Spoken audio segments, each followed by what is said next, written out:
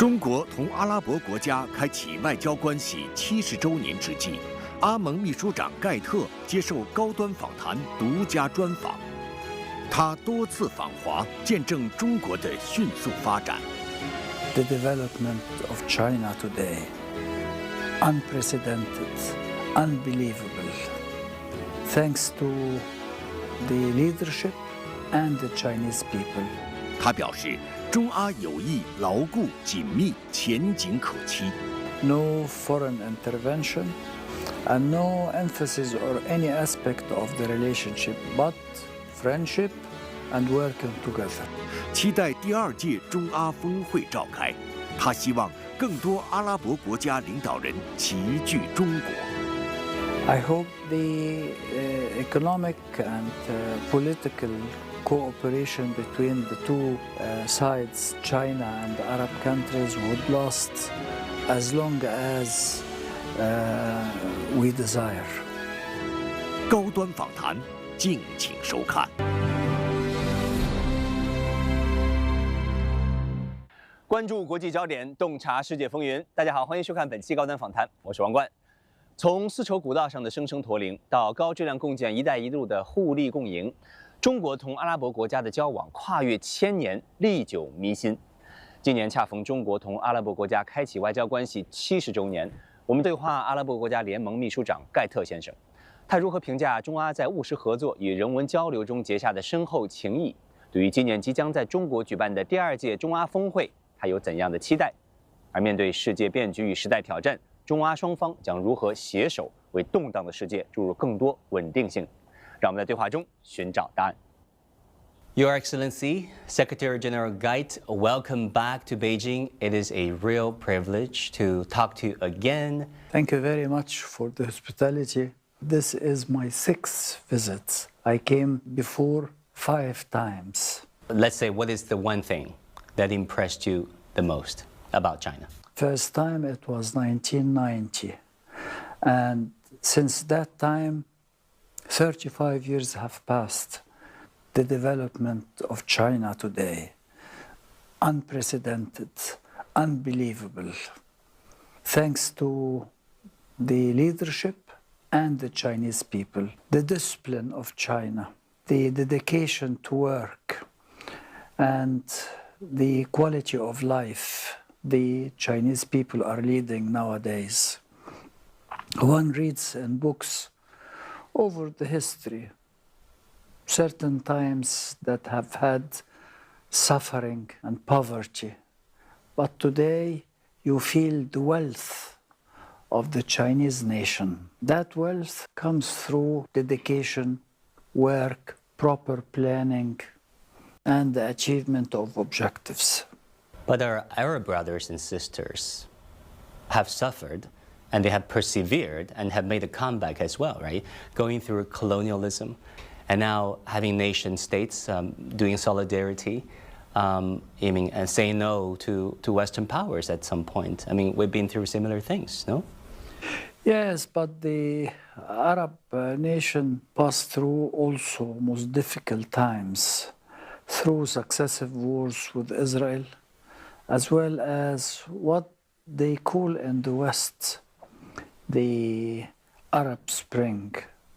The Arab Spring damaged lots of Arab countries. And since then, 2011, people in many Arab countries have been suffering. Thank God that we are coming out intact, one piece, solid, and working for the unity of Arab countries. To what extent do you think, Mr. Secretary General, China is a different kind of partner, is offering a different kind of partnership to the Arab world?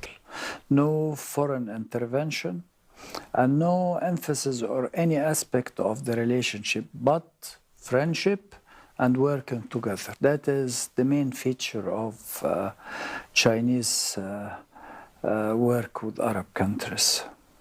And then 3 words to describe China-Arab friendship at this point. Solid, full of cooperation, hopefully a great success. 阿拉伯国家联盟，简称阿盟，成立于1945年3月，是为加强阿拉伯国家联合与合作而建立的地区性国际组织。该组织目前拥有22个成员国。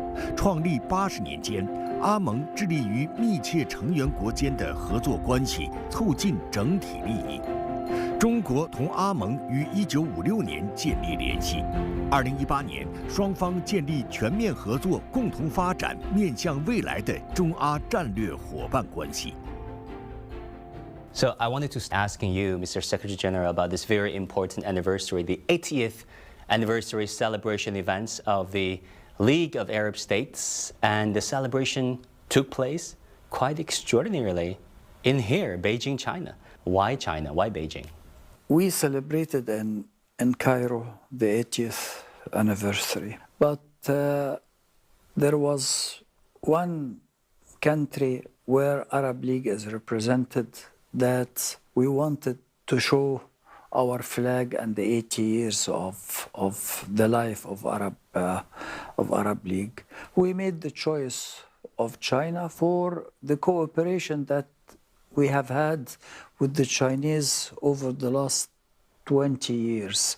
Arab League and China established a kind of a forum of cooperation in 2004. So it is already 21 years. A ministerial meeting between the foreign minister of China and all the Arab foreign ministers once every 2 years. We have had also in 22 in December in Saudi Arabia, the first Arab summit.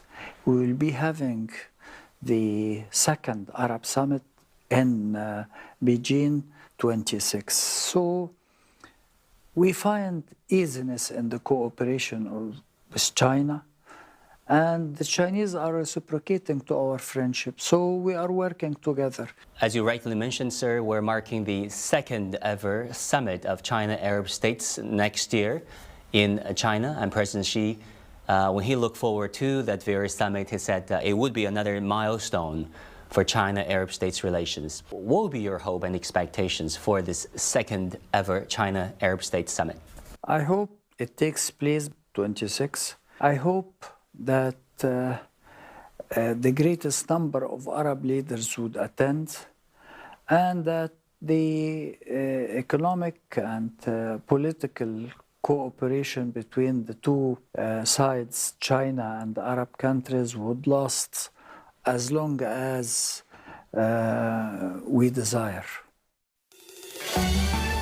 阿拉伯谚语说：“朋友是生活中的阳光。”中国和阿拉伯国家的友谊源自丝绸古道上的友好往来，源自争取民族解放时的并肩战斗，源自国家建设进程中的合作共赢。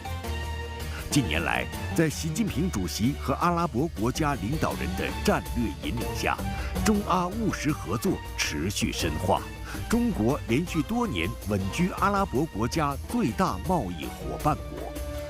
在基础设施建设领域，被埃及人民誉为新金字塔的新行政首都非洲第一高楼，超过1200公里的阿尔及利亚东西高速公路，卡塔尔足球世界杯主会场卢塞尔体育场，非洲最大跨境斜拉桥摩洛哥穆罕默德六世大桥，这一张张中国建设的新名片拔地而起，成为中阿双方共谋发展的生动见证。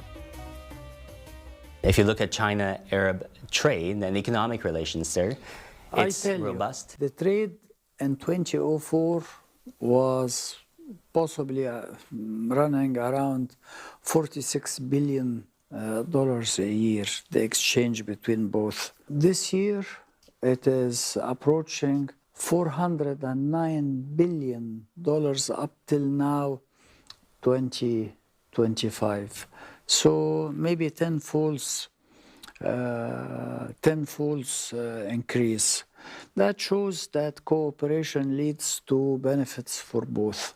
Because the Arab League was among the first regional bloc anywhere in the world to endorse this, the Belt and Road infrastructure project. Yes. All Arab countries are contributing to the Belt and Road. all of them are members and working together with the Chinese directly for the Belt and Road success. Like you did in the ancient Silk Road, the Chinese Yes. and Arabs, Yes, the exchange, and the other proximity of things. geography too, because geography allows such course. Sir, if you think about our relations, it was rooted in history, as you said, Mr. Secretary General, going all the way back.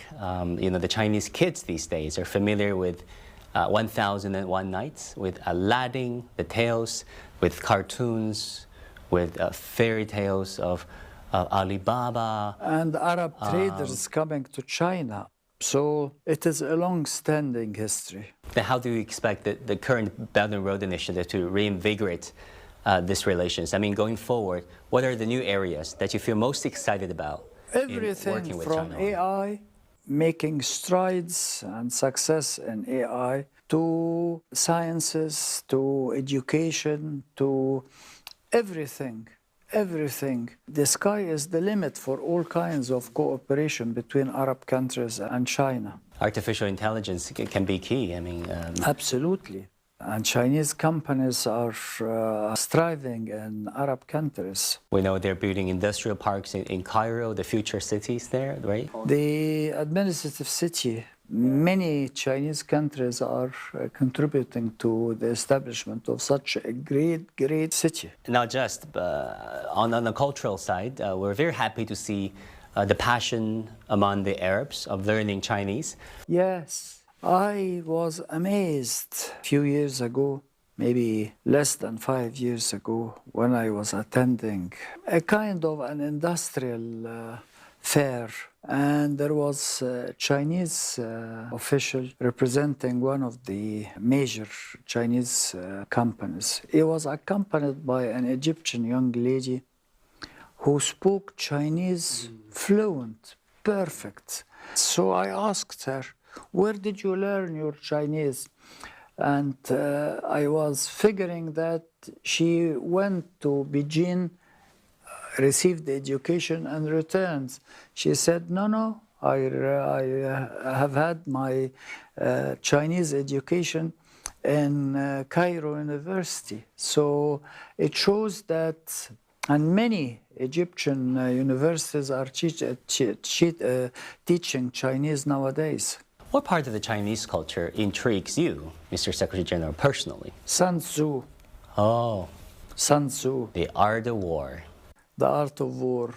For someone to write about the art of war in that way, preceding everyone. So Sun Tzu is a great contributor. What particular strategy manifested by Sun Tzu impressed you the most, that you think can still apply That to you modern can day win world? without going to battle. You can win without going into battle. That you would maneuver yourself to a position whereby your opponent or enemy or foe would withdraw. So you check him. You read President Xi's books or his works?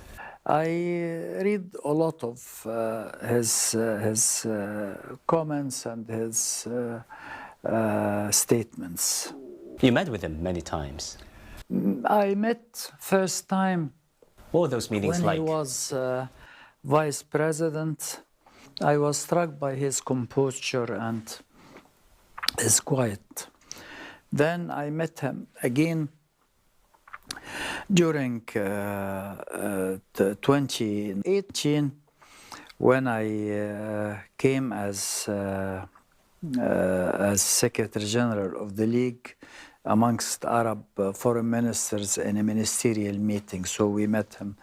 Then I met him third time in Saudi Arabia in December 22. And last year in Beijing again in the ministerial. So I met him possibly 5 times. He came across as what kind of a friend to the Arab world? He's a great friend of... He represents a Chinese nation that is emerging solidly. And that is gratifying. he's sure of himself, very sure of himself. If you have been watching TV during the military parade in Beijing and how he was saluting the troops, the very disciplined, well-composed, solid parade, you would be amazed. 中东，一片蕴藏古老文明与发展潜力的土地，却在巴以冲突的阴影下经历创伤。这场已延宕多年的冲突，造成前所未有的人道灾难。中国始终站在阿拉伯国家一边。 从支持两国方案到推动安理会通过停火决议，从提供紧急人道援助到呼吁召开更大范围的国际和平会议，中国始终以实际行动为构建更加公正合理的全球治理体系贡献着自己的智慧与方案。 After the World War II, countries were divided into the camps, but Arab states somehow carved out its own path and then became an own independent grouping. We adopted the Arab League is composed of 22 countries, but not all of them were independent in 45, only 7. So the 7 agreed on a certain path that was embracing non-alignment. And since the establishment of the movement, the non-aligned movement in 61, or let's say since Bandung summit in 55 in Indonesia, the Arab League was following non-alignment between the Western world and the Soviet bloc. There was a temporary ceasefire on October the 10th in Gaza. What do you make of this latest break of the ceasefire? The Israelis are aiming to expand in Palestinian territory.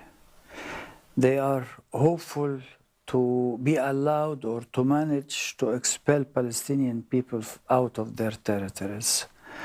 But thank God that the international community is standing firm against such behavior. Countries like Egypt and Jordan rejected outright the desire to push the Palestinians out of their territories. The Israeli action and behavior failed. And the Security Council at last adopted only yesterday a resolution making slight difference to the possibility of the two states living side by side, Palestine and Israel. So we are hopeful that the Security Council's resolution would be implemented in proper conduct and that everybody abides by whatever that has been agreed in the resolution. And I ask for going beyond a full Israeli withdrawal from the Gaza Strip. I ask for a solid, strong, organic relationship between the West Bank and Gaza. I hope for a continuous rebuilding of the cities that have been demolished and destroyed beyond recognition. And I hope that the Palestinian Authority would be allowed to emerge back in Gaza, aiming at the establishment of a Palestinian state ruled by the Palestinians themselves. Because there are 4 initiatives proposed by President Xi on development, and then security, and last year on civilizations, and this year at the SCO, the Shanghai Security Organization Summit in Tianjin, proposed another initiative by President Xi. We support all of them. The Arab countries are in support right now, in support of, if not all, the Chinese initiatives presented by President Xi. They are working closely with the Chinese. I arrived the day before to participate in a conference on the exchange of the 2 civilizations, the Chinese civilization and the Arab civilization. Tomorrow and the day after, I will be attending in Shanghai a meeting on global initiative for development, presented also by President Xi. So we in Arab countries, we appreciate what the Chinese are offering, and we are working closely with them to enhance and to ensure success of such initiatives. You have been in this position as the Secretary General of the Arab League for almost 10 years. 9.5 years. Remaining 9 months to go. What is the toughest situation that you've ever dealt with, sir, in the 10-year tenure? I have had many issues that tormented me, but the most important and the problem that is always facing us is the Israeli behavior towards the Palestinians. The Israelis are acting in a violent, continuous violence against the Palestinians, and the sense of superiority and the sense of extremism against the Palestinians, unprecedented in the annals of history. What is the one thing that you hope can happen beyond your tenure in the next, let's say, 10 years? The establishment of a Palestinian state. Talking about media cooperation, it's very important, where you very graciously hosted the CMG delegation, where you even awarded a Friendship Goodwill Award to China Media Group for promoting mutual understanding and friendship between China and the Arab world. And you said you watched CGT in Arab? Yes. And CGT in English? Not only in Arabic, but also in English. What does the Chinese media, the Chinese voice represent to you? The balance. What are really in need of is balance, is objectivity. And it is there. Especially in today's world, where the Chinese world and the Arab society are so misportrayed and misrepresented and misunderstood, right? People are coming to know the real facts of development. Thank you very much, sir. And we wish you all the best for the rest of your stay in China.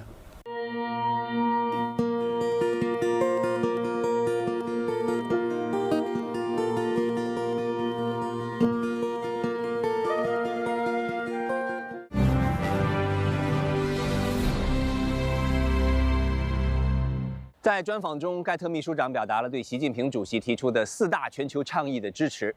他将中阿关系描述为牢固、紧密、前景可期。他赞赏中国始终秉持不干涉他国内政、不附加条件的合作理念。他肯定中阿在务实合作和人文交流领域所取得的丰硕成果，并对将定于2026年在中国举办的第2届中阿峰会充满期待。好，感谢您收看本期高端访谈，我们下期再会。